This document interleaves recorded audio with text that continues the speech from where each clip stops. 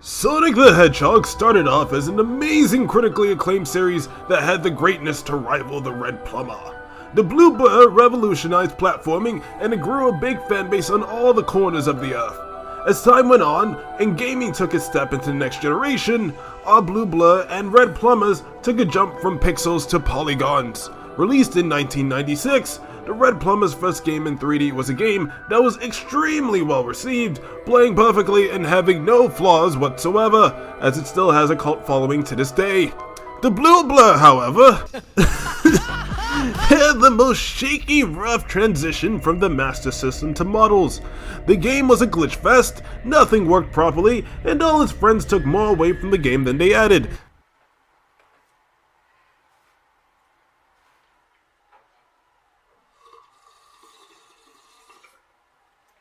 I'm gonna say the end.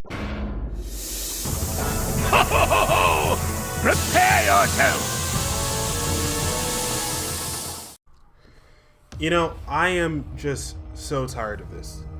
Some of the arguments that people make against the Adventure series always tend to be a bit silly, like it didn't age well or whatever, but you know, that's just such a silly argument to make, because it's like you're taking something initially well received and then judging it as if it came out today, 15 plus years after it actually released. Of course, the standard rose as smoother games came along, but that shouldn't discredit an older game. You know, it's a form of media. It's not just because there's a technical aspect to it doesn't mean we should treat it as if it's some sort of dusty old machine that just doesn't function properly anymore. It worked when it had to, and that's all that matters.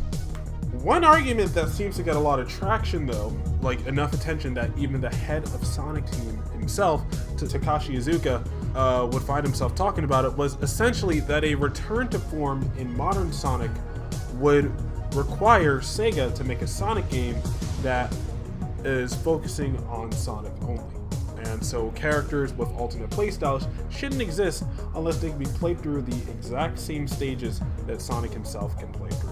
Ultimately, the one way I could see a Sonic game being interesting by himself is if you gave him multiple playstyles of just Sonic only.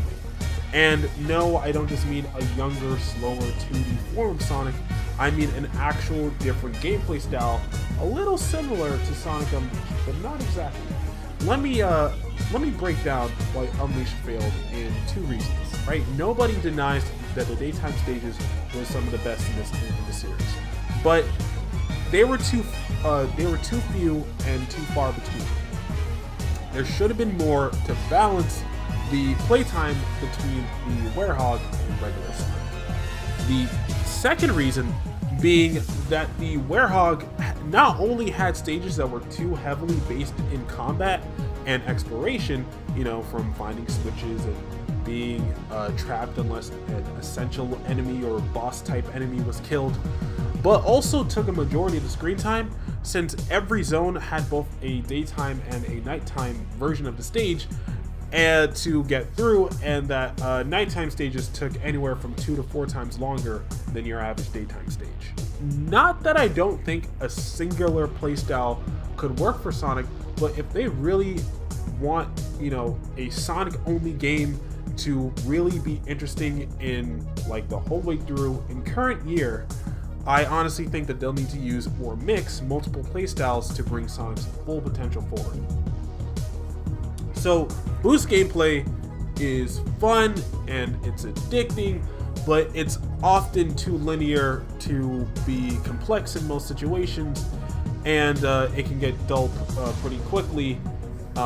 Like it's more of like a fun interactive cutscene than it is like feeling like you're playing a platformer. It's like you're more playing a speed racer than you're playing a platformer. It's like, yes, it's still platforming at its very basic, but that's what it is, very basic. Both parkour and adventure gameplay styles are nice and they're diverse, but they take amazing complex stage design to really stick.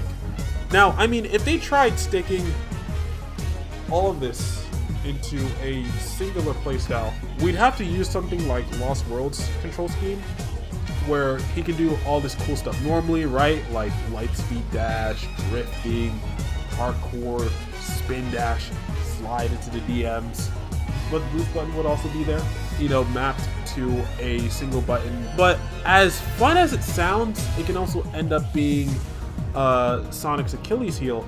Like if his run speed is too slow, or his boost speed is like it's not satisfying, it's either too fast or it's too slow, then you know it can really bring the game down.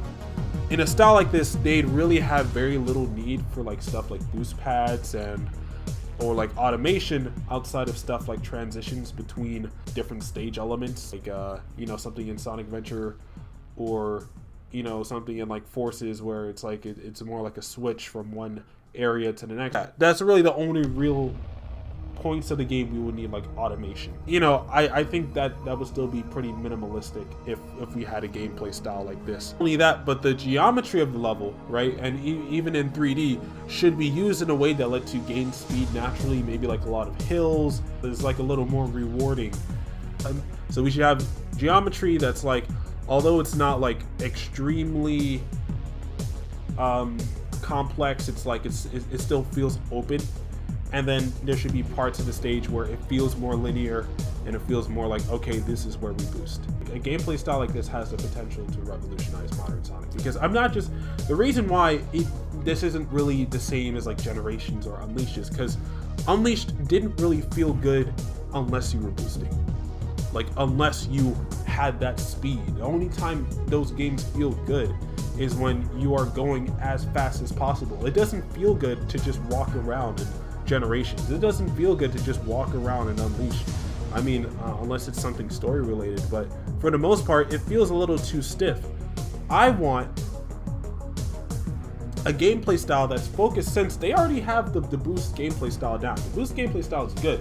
I want a more adventure-like gameplay style that kind of mixes with the boost to build this one singular gameplay style. You know, like it's like the best of both worlds put into one.